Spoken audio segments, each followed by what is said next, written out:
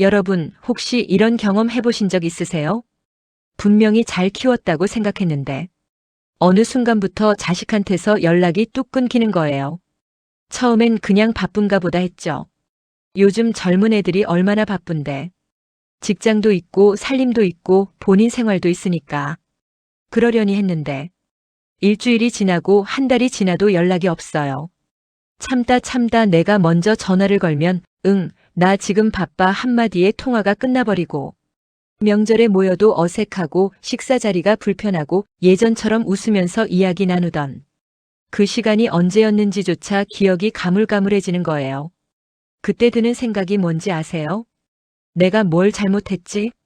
오늘 이 영상은 바로 그 질문에 대한 이야기입니다. 사실 많은 부모님들이 이 고민을 가슴속에 품고 살아가세요. 그런데 신기하게도 그 이유는 아주 멀리 있지 않아요. 우리가 매일 아무렇지 않게 내뱉는 말 한마디, 행동 하나에 답이 있습니다. 오늘 이 이야기가 끝날 때쯤엔 여러분도 분명 고개를 끄덕이게 될 거예요. 그리고 작은 변화 하나를 시작할 용기가 생기실 겁니다.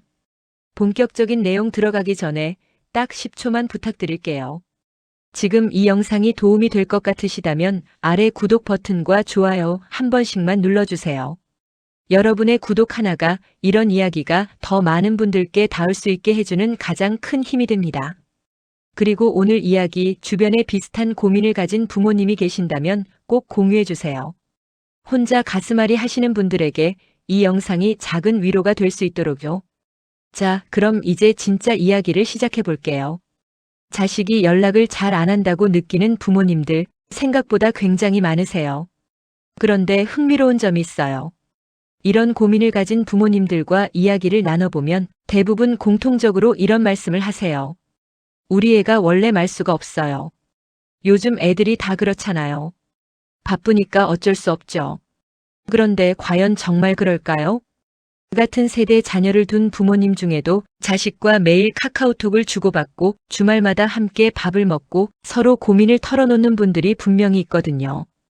이 차이는 어디서 오는 걸까요? 단순히 자식의 성격 문제도 아니고 거리가 멀어서도 아니고 바빠서도 아닙니다. 핵심은 훨씬 더 미묘한 곳에 있어요. 바로 오랜 시간 쌓여온 대화의 방식입니다. 사람은 본능적으로 자신이 편안함을 느끼는 공간과 사람 곁으로 모여들어요. 반대로 불편함을 느끼는 관계에서는 자연스럽게 거리를 두게 되죠. 이건 나쁜 자식이어서가 아니에요. 인간이라면 누구나 가지고 있는 아주 자연스러운 감정적 반응입니다. 자식도 마찬가지예요. 부모님과의 대화가 편안하고 따뜻하게 느껴지면, 자주 연락을 하게 되고 반대로 대화를 마치고 나면, 왠지 기분이 가라앉거나 지적을 받은 느낌이 든다면 다음번 연락이 점점 뜸해지게 됩니다. 그리고 이게 반복되다 보면 어느 순간 부모님은 요즘 왜 이렇게 연락이 없지? 라는 질문을 하게 되는 거예요. 연락이 줄어드는 건 결코 우연이 아닙니다. 그 안에는 반드시 이유가 있어요. 그리고 그 이유의 상당 부분은 우리가 깨닫지 못한 사이 무심코 뱉었던 말들에 담겨 있습니다. 이제 아주 구체적인 이야기를 해볼게요. 부모님들이 자녀와 대화할 때 자주 쓰는 표현들이 있어요. 저도 처음에 이 이야기를 들었을 때 이게 문제가 된다고? 라며 의아했는데 실제로 자녀들의 입장에서 들어보면 전혀 다르게 들리더라고요. 너는 왜 그렇게 사니? 부모님 입장에서 이 말은 걱정이에요. 자식이 힘들어 보이니까 더 나은 방향으로 살았으면 하는 마음에서 나온 말이죠. 그런데 자녀 입장에서 이 말을 들으면 어떨까요? 너의 삶의 방식이 틀렸다는 평가로 들려요. 아무리 다정한 목소리로 해도 그 문장 자체가 상대방의 삶을 부정하는 구조거든요. 내가 너 키울 때는 말이야. 이 표현도 마찬가지예요. 부모님은 본인의 경험을 나눠주고 싶은 마음, 그 시절 얼마나 고생했는지를 공유하고 싶은 마음에서 꺼내는 말이에요. 하지만 자녀 귀에는 그 시절에 비해 너는 나약하다, 혹은 나는 이렇게 잘 버텼는데 넌 왜 못 버티냐는 비교로 들리는 경우가 많습니다. 그건 내가 잘못한 거야. 이 말은 어떨까요? 자녀가 힘든 상황을 털어놓았을 때 부모님은 문제의 원인을 정확히 짚어주고 싶은 거예요. 해결책을 주고 싶은 마음이죠. 그런데 자녀가 원하는 건 해결책보다 먼저 공감이에요. 그래서 많이 힘들었겠다는 한마디를 기대하며 말을 꺼냈는데 돌아오는 말이 그건 내가 잘못한 거야 라면 자녀는 엄마 아빠한테 이야기하면 또 이렇게 되는구나라는 생각을 하게 됩니다. 그리고 그 다음부터 고민이 생겨도 부모님께 먼저 연락하지 않게 되는 거예요. 이게 바로 가장 큰 문제예요. 부모님은 사랑으로 건넨 말인데 자녀는 그걸 사랑으로 받지 못하는 상황. 이 간극이 좁혀지지 않으면 아무리 자주 만나도 관계는 점점 멀어질 수밖에 없습니다. 여기서 중요한 건 이게 누구의 잘못이냐는 게 아니에요. 부모님도 잘못이 없어요. 걱정해서 한 말이고 더 잘 됐으면 해서 한 말이에요. 자녀도 잘못이 없어요. 그저 다르게 느끼는 거니까요. 문제는 전달 방식이에요. 같은 마음도 어떻게 표현하느냐에 따라 상대방이 전혀 다르게 받아들일 수 있거든요. 그리고 그 방식은 지금 이 순간부터 바꿀 수 있습니다. 그렇다면 어떻게 말해야 할까요? 관계가 좋은 부모와 자녀 사이를 관찰해보면 공통적인 패턴이 있어요. 그분들이 특별히 대단한 말을 하는 게 아니에요. 오히려 아주 단순한 말을 해요. 그런데 그 단순한 말이 관계를 완전히 다르게 만들어 놓습니다. 힘들었겠다. 이 한마디가 얼마나 강력한지 아세요? 자녀가 힘든 이야기를 꺼냈을 때 조언도 해결책도 아닌 그냥 이 한마디를 먼저 건네는 거예요. 그러면 자녀는 이렇게 느껴요. 엄마가 내 편이구나. 아빠가 내 마음을 알아주는구나. 그 안도감이 쌓이면 다음에 또 힘든 일이 생겼을 때 제일 먼저 부모님 생각이 나게 되어 있어요. 내 생각은 어때? 이 표현도 굉장히 중요해요. 부모님이 먼저 정답을 제시하는 게 아니라 자녀의 생각을 먼저 물어보는 거잖아요. 이 한 문장 속에는 엄청난 메시지가 담겨 있어요. 나는 내 판단을 존중한다. 내 의견이 중요하다. 너는 스스로 생각할 능력이 있는 사람이다. 자녀는 이 말을 들었을 때 단순한 질문 이상의 것을 느껴요. 자신이 존중받고 있다는 감각이요. 그래도 잘하고 있다. 이 말은 특히 힘든 시기를 지나는 자녀에게 큰 힘이 됩니다. 완벽하지 않아도 실수를 해도 잘 안 풀려도 그래도 너 잘하고 있어라는 말 한마디가 자녀에게는 버텨낼 이유가 되거든요. 그리고 그 말을 해주는 사람이 다름 아닌 부모님이라면 그 무게는 몇 배로 커집니다. 생각해보면 우리가 살면서 가장 듣고 싶은 말이 뭔가요? 결국 너는 충분히 잘하고 있어. 나는 내 편이야. 라는 말 아닐까요? 그 말을 가장 듣고 싶은 상대가 바로 가족이고 그 말을 해줄 수 있는 사람도 가족이에요. 말투 하나가 관계의 온도를 바꿉니다. 이건 이론이 아니에요. 실제로 수많은 가족들이 이 작은 변화 하나로 관계가 달라지는 경험을 했습니다.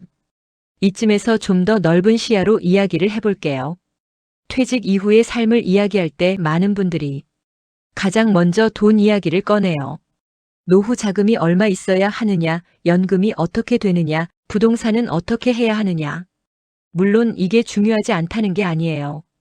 경제적인 준비는 당연히 필요합니다. 하지만 실제로 은퇴 이후를 살아가는 분들이 공통적으로 하는 이야기가 있어요. 돈보다 더 힘든 게 외로움이야. 경제적으로는 부족하지 않은데 마음이 허전하다는 분들이 정말 많아요. 자식들은 바쁘고 친구들도 하나둘 멀어지고 배우자와 둘이만 있는 시간이 길어지면서 삶의 의미를 찾기 어렵다고 하시는 분들이요. 반면에 나이 들어서도 활기차게 살아가는 분들을 보면 공통점이 있어요. 바로 사람과의 연결이에요.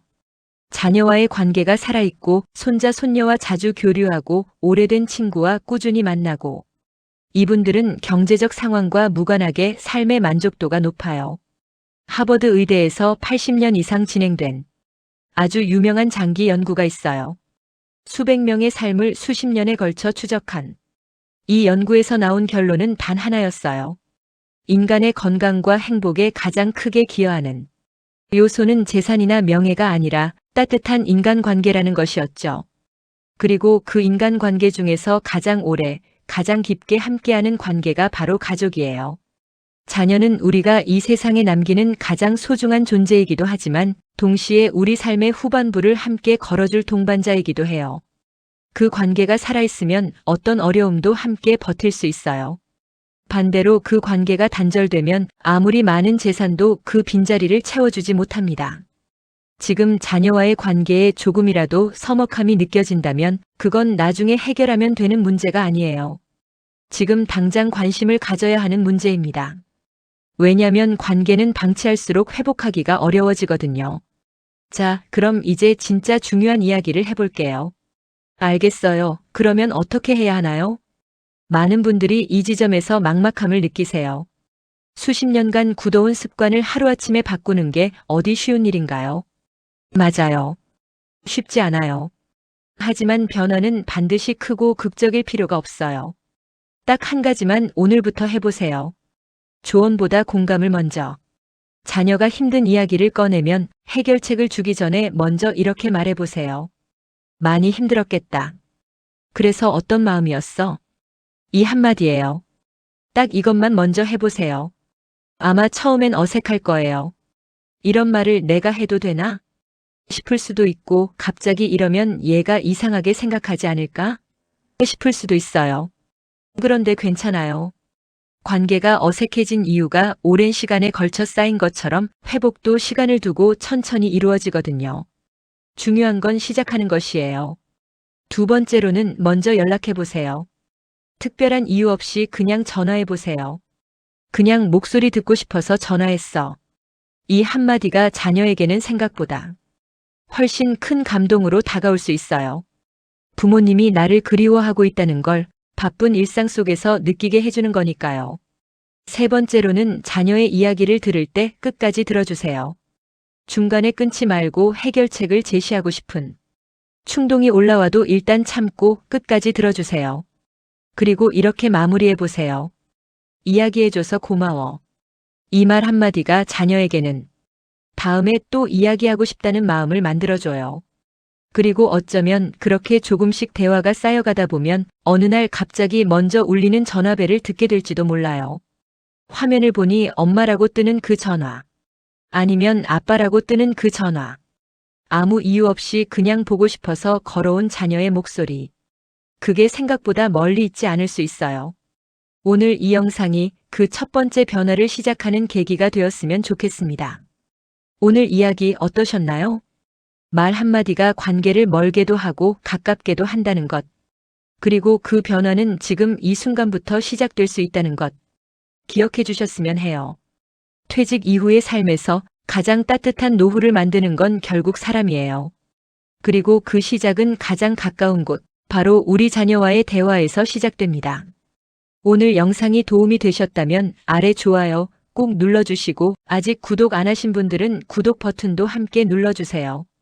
이런 이야기를 더 많은 분들께 전해드릴 수 있도록 여러분의 응원이 정말 큰 힘이 됩니다. 그리고 댓글로도 여러분의 이야기를 나눠주세요. 자녀와의 관계에서 어떤 변화를 경험하셨는지 혹은 어떤 고민이 있으신지.